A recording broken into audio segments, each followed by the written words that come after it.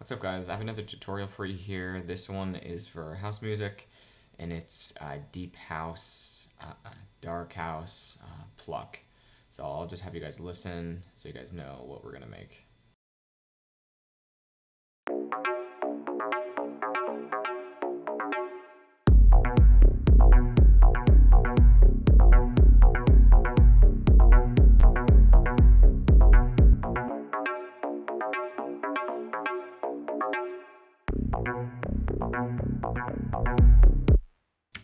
And there you have it, guys. That's what we're gonna make. So yeah, just to get started, we're gonna open up SERUM, which I already have open here. And then from here, we're basically gonna be making a pluck. So on this first oscillator, we're gonna make it just analog BD sine, and then we're gonna drop this down 2 octaves. And 2 voices. I have all the notes here, so I remember how to make the patch for you guys because I already made it.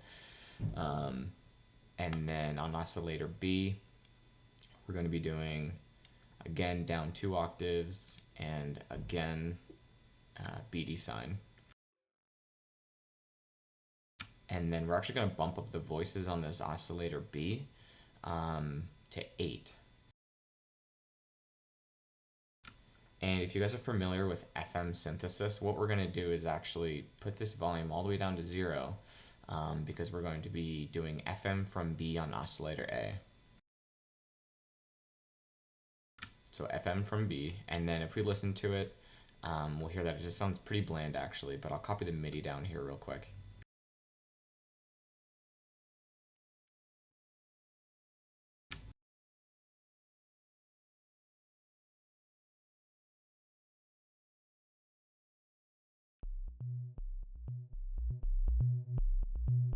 So it sounds really bland, there's not much going on there, and because a lot of that distortion and grit is coming from FM.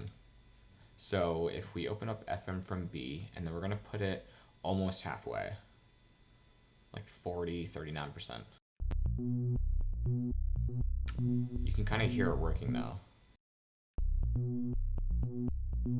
It's not quite there because we also need to change the ADSR, which is always the first envelope in SERUM. And it's basically just going to be just plucky, so that's always going to be just a spike up kind of, and just make it a little bit less of a slope down and increase the release just a tad bit. Let's hear it now.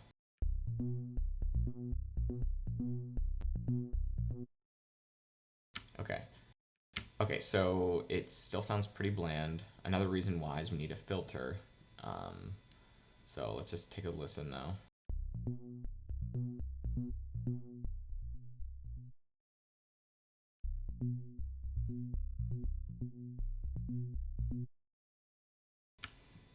Now, we have a filter here, and I have one on the initial patch.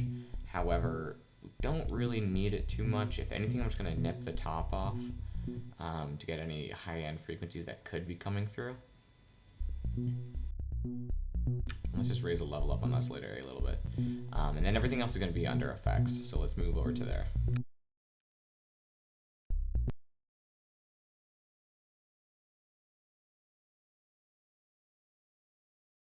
Okay, so this next trick is, I actually use this on a lot of different stuff.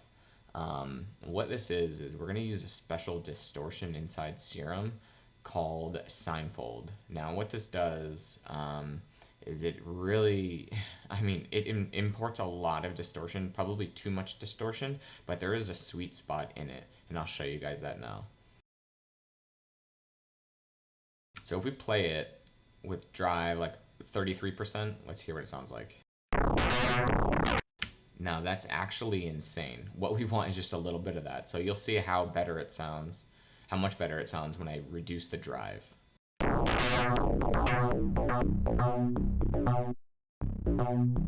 So this is the sweet spot.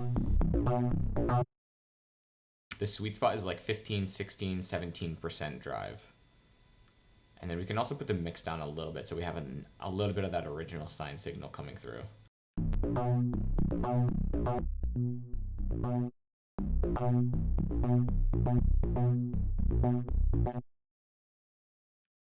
Okay, cool. And next we're actually going to add a filter.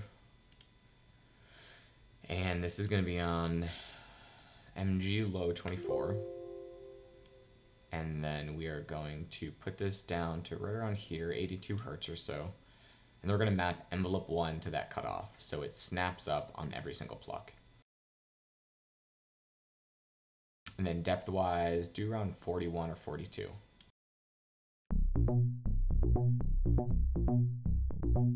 And then add a little bit of resonance so that actual, when it's plucking up on the filter, it has a little bit of high end, so just a little bit. And also bump up this drive to add a little bit more color.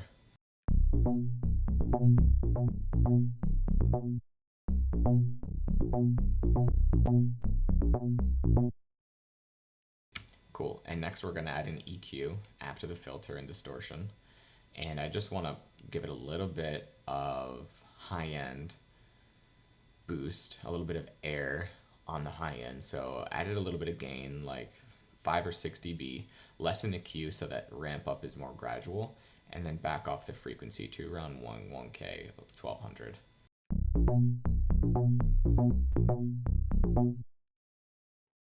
Cool, and next what we're gonna do is add a little bit of compression. So add compression after everything that we put on so far, and then just add a little bit of gain, maybe 2-3 dB.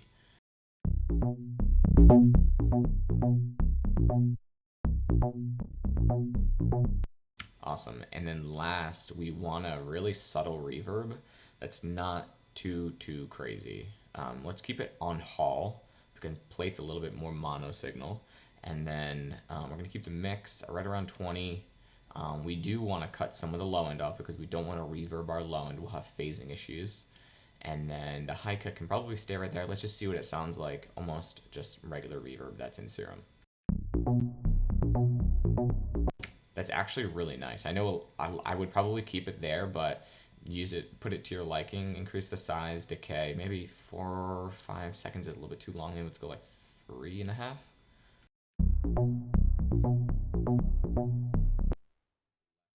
Let's lessen up the high cut. I want a little bit more high to come through.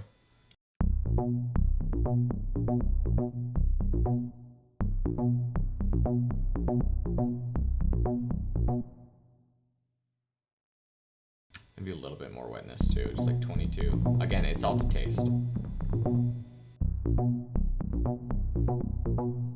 And then from here, we basically have the sound.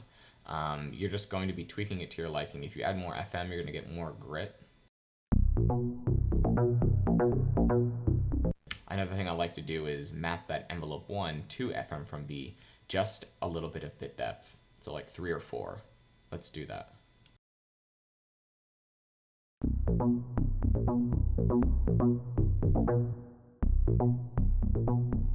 I think 8 sounds really good, starting from 36% FM from B. Another thing we can also automate if you want to, or just change from your actual patch, is this octave of the one that we're FMing from. So if we bump this up to -1 rather than the same octave, we'll get a whole totally different texture.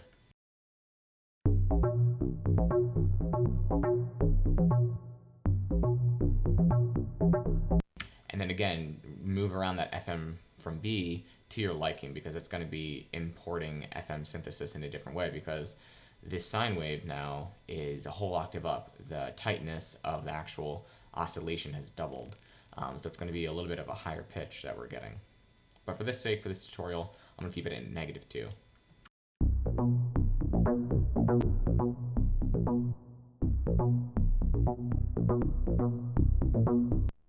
Cool, and that's everything inside in Serum that we want to do.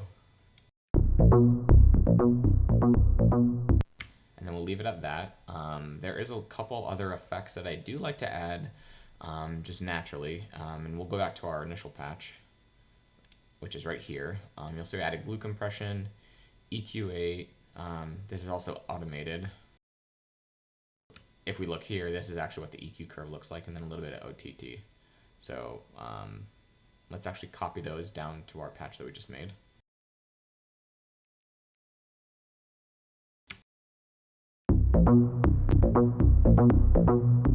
And then everything from here is just to taste. You can play with the attack decay to get some cool different textures. Again,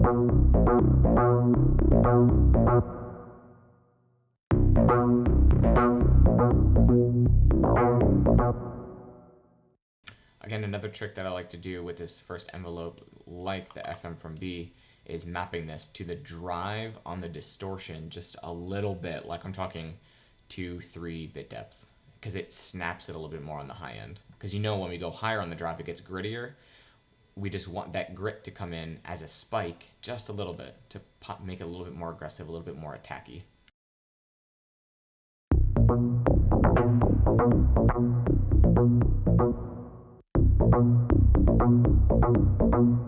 I think that reverb is a little bit much. I'm going to back on the dry wet, increase the high cut.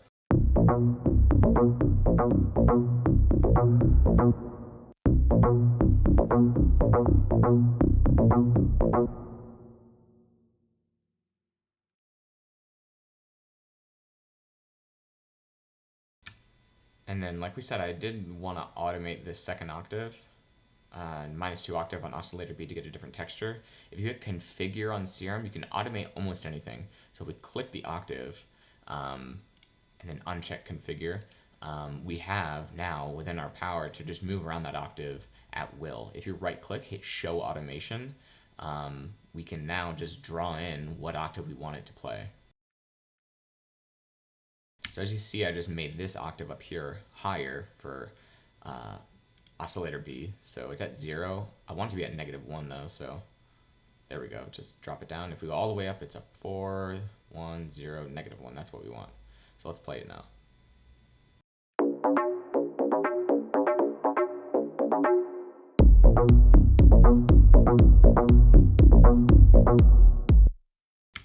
And that's it, guys. That's how you get a nice, simple, deep bass sound through SERUM, just with some other stock plugins.